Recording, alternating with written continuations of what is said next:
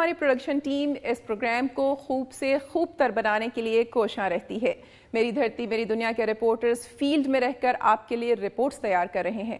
ان reports کو باضابطہ طور پر حتمی شکل میں آپ کے سامنے پیش کرنے کے لیے رپورٹس کی کانٹ چھانٹ کے بعد انہیں مرتب کرنے میں کوشاں ہماری ٹیم کے وہ ممبران بھی یقیناً قابل ستائش ہیں۔ آج میری دھرتی میری دنیا کے 100 پروگرام مکمل ہونے پر یقیناً ٹیم کی خوشی بھی دیدنی ہے۔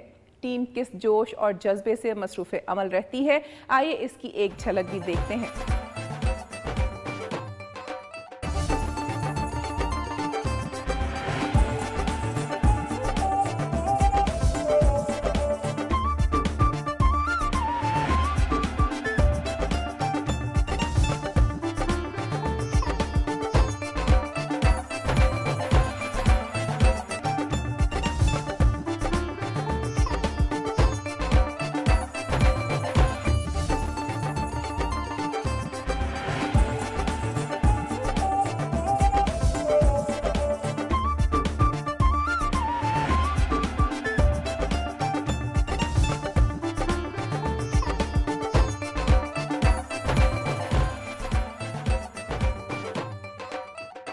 ناظرین، 100ویں پروگرام میں آپ کو سندھ کی دھرتی لیے چلتے ہیں۔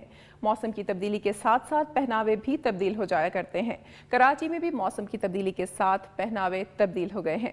کراچی میں موسم بہار اور گرما کی مناسبت سے ملبوسات کی نمائش کا اہتمام کیا گیا، جس کا احوال ہمیں بتا رہی ہیں اقصیٰ حسین اپنی اس رپورٹ میں۔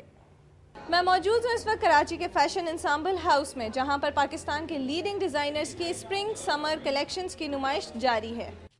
اسپرنگ سمر کلیکشن میں ڈیزائنرز نے شفون، جارجٹ، پیور سلک سمیت آرگینزا اور لان کے کپڑوں پر خوبصورت ڈیزائنز تخلیق کیے، جس میں گرمیوں کی مناسبت سے ہلکے رنگوں پر ہاتھ کی کڑھائی کیے ہوئے ملبوسات کو خواتین نے پسند کیا۔ خواتین اور لڑکیاں اس موقع پر ملبوسات خریدنے میں مگن نظر آئیں، لیکن ساتھ ہی ساتھ کچھ خواتین نے قیمتوں کا رونا بھی رویا۔ اس موقع پر ڈیزائنرز کا کہنا تھا کہ کالج میں پڑھنے والی لڑکیوں سے لے کر کارپوریٹ ورلڈ کی خواتین سب کے لیے ہی ان کی پسند کے ملبوسات اس نمائش میں موجود ہیں، جو کہ ڈیزائنرز کی ورسٹیلٹی کا منہ بولتا ثبوت ہے۔ سب سے زیادہ خریداری لان پر ڈیزائن کردہ ملبوسات کی ہوئی۔ خواتین کا کہنا تھا کہ اسپرنگ سمر کلیکشن کی سب سے خاص بات یہ ہے کہ ملبوسات ریڈی ٹو ویئر ہیں، جو کہ انہیں کپڑے سلوانے کے جھنجٹ سے چھٹکارا دلواتے ہیں۔ خواتین کا کہنا ہے کہ گرمیوں کے موسم میں لان ان کی کمزوری ہے، اور جہاں پر نظر آ جائے انہیں دیدہ زیب ڈیزائنز اور دل فریب کلرز تو وہ انہیں خریدے بغیر نہیں رہ سکتی۔ کیمرامین رخسار بیگ کے ساتھ اقصیٰ حسین، دنیا نیوز، کراچی۔ ناظرین، وطن عزیز کی تاریخی عمارات ہمارا ورثہ ہیں، لیکن درست انداز سے دیکھ بھال نہ ہونے کے باعث قدیم ورثہ تباہی سے دوچار ہے۔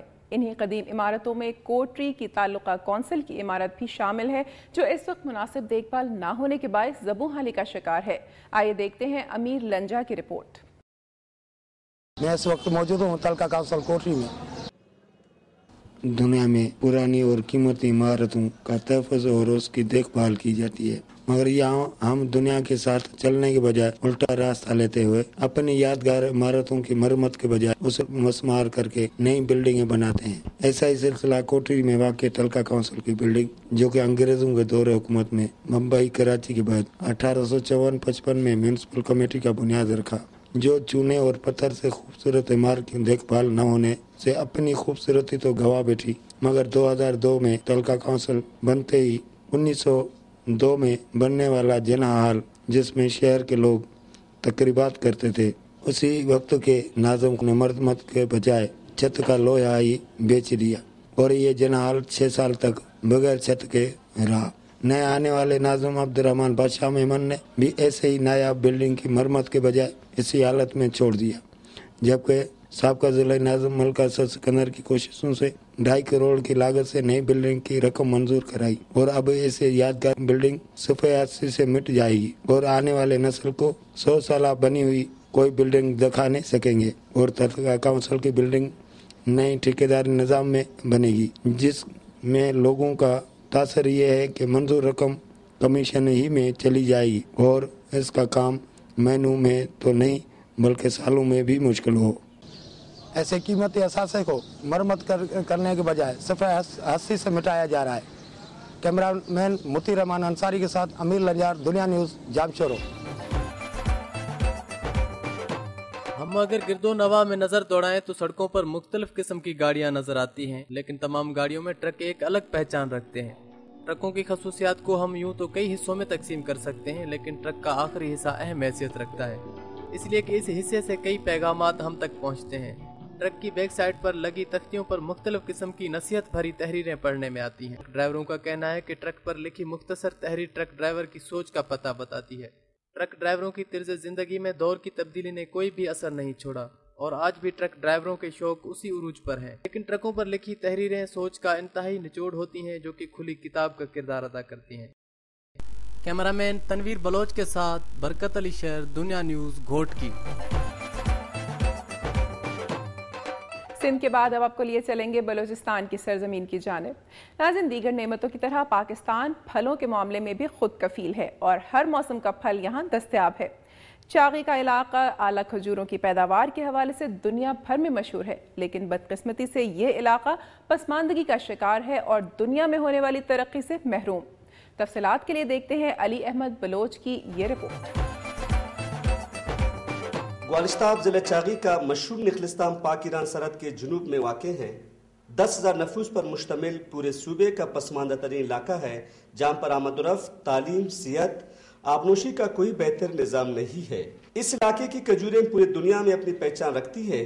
وہاں کے لاگوں کا ذریعہ معاش کھجور کے درختوں سے وابستہ ہے۔ سالانہ لاکھوں ٹن اعلیٰ کوالٹی کے کھجور پیدا کی جاتی ہے۔ کھجور کی فصل تیار ہوتے ہی بلوچستان، سندھ اور پنجاب کے تاجران ان کھجوروں کو خرید کر اپنے کارخانوں تک پہنچاتے ہیں، جہاں پر ان کھجوروں کو اعلیٰ معیار پیکنگ کے بعد اندرون بیرون ملک مارکیٹوں تک لے جا کر زر مبادلہ کماتے ہیں۔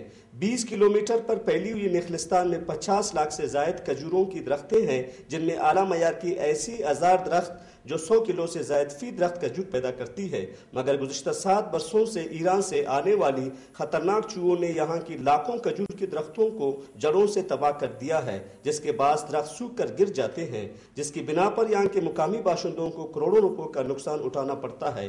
اتنے بڑے تباہی کے باوجود حکومتی سطح پر یہاں کے مقامی لوگوں کے ساتھ کسی بھی قسم کا تعاون نہیں ہو رہا ہے، جس سے لوگوں کا ذریعہ معاش مکمل طور پر تباہ ہوتا جا رہا ہے اور لوگ اب نقل مکانی پر مجبور ہو گئے ہیں۔ وہاں کے لوگوں کا کہنا ہے کہ مشرف دور حکومت میں زراعت کی بہتری کے لیے اس وقت کے وفاقی وزیر نے ضلع چاغی کے لیے 70 کروڑ روپے کے چاغی پیکج کے نام پہ ایک اسکیم منظور کی تھی، مگر یہ تمام پیسے زراعت پر خرچ ہونے کی بجائے گھنٹوں اور جنریٹروں میں تبدیل کر کے منظور نظر افراد میں تقسیم کیے گئے ہیں، جس سے زمینداروں کو کوئی فائدہ نہیں پہنچا ہے۔ گوالشتاب کے مقامی لوگوں نے موجودہ حکومت سے مطالبہ کیا ہے کہ فوری طور پر ان کھجور کی درختوں کو ان خطرناک چوہوں سے بچانے کے لیے اقدامات کر کے زراعت کے اس اہم شعبے کو بچایا جائے۔ علی احمد بلوچ، دنیا ٹی وی، گوالشتاب، چاغی۔ ناظرین، پینے کے صاف پانی کی فراہمی ہمارے ملک میں ایک بہت بڑا مسئلہ ہے، جس کی وجہ سے مختلف قسم کی بیماریاں پھیل رہی ہیں۔ نصیر آباد کا علاقہ بھی صاف پانی سے محروم ہے، جس کی وجہ سے عوام مضر صحت پانی پینے پر مجبور ہیں، اور اس کی مزید تفصیلات جاننے کے لیے ہم دیکھیں گے راجہ حنیف کی یہ رپورٹ۔ نصیر آباد سے میں ہوں راجہ حنیف۔ میں اس وقت موجود ہوں ایک تالاب کے پاس، جہاں لوگ مضر صحت پانی پینے پر مجبور ہیں۔ نصیر آباد میں پانی کی شدید قلت قیامت خیز گرمی میں شہری بوند بوند کو ترس گئے ہیں۔ تالابوں اور جوہروں کا گندا پانی پینے سے شہری ہیضہ، ملیریا، ہیپاٹائٹس بی جیسے موذی امراض میں مبتلا ہو رہے ہیں۔ نہری نظام آبپاشی سے شہری آبادی کو پانی فراہم کیا جاتا ہے، مگر 1 اپریل سے 1 مئی تک بھل صفائی کے لیے پانی بند کی جاتی ہے، اور طویل لوڈ شیڈنگ کی وجہ سے واٹر سپلائی اسکیم کا شیڈول درم برم ہو گیا ہے۔ بجلی ہے تو پانی نہیں، پانی ہے تو بجلی نہیں۔ شہری اس شدید گرمی میں گزر اوقات کرنے کے لیے 200 روپے سے زائد رقم میں تالابوں اور جوہروں کا مضر صحت پانی پینے پر مجبور ہیں، جہاں انسان اور جانور ایک ہی گھاٹ سے پانی پیتے نظر آتے ہیں۔ گندا پانی پینے سے نصیر آباد میں ہیپاٹائٹس بی اور ہیضہ جیسی موذی امراض شہری مبتلا ہو رہے ہیں۔ نصیر آباد میں پانی کی قلت کے سبب نصیر آباد کے عوام پانی کی تلاش میں سرگردان نظر آتے ہیں، مگر پانی ہے کہ ملتا ہے نہیں۔ پانی رے پانی تیرا رنگ کیسا۔ نصیر آباد میں لوڈ شیڈنگ کی وجہ سے پانی کی قلت، لوگ مہنگے داموں تالاب کا پانی خرید کر پینے پر مجبور۔ کیمرہ مین امتیاز جمال کے ساتھ راجہ حنیف، دنیا نیوز، نصیر آباد۔